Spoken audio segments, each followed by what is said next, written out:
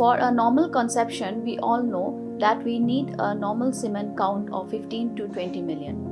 But is pregnancy possible with a sperm count of less than 2 million? Yes, it is possible with a wonderful technique of ICSI, intracytoplasmic sperm injection. We can select morphologically normal sperms and inject into the eggs of the female partner with a very good success rate.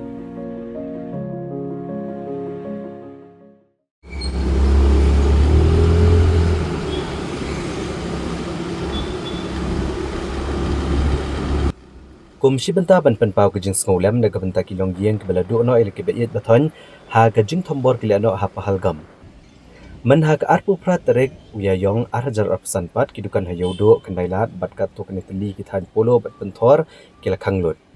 Ke yodo bat kendailat ke bade ke jaka ke bobon ki brio bat kapnya andrei ha ke ne ke singi ke la kenja ajar.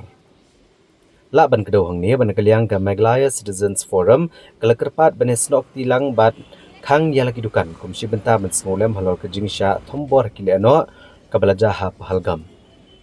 Nagaliang kakanhuan Bara Bazar Merchants and Shopkeepers Association kakershan ya ke jingkerpat jong ke Meglaya Citizens Forum ban ompli ke dukan nigi kam khayi.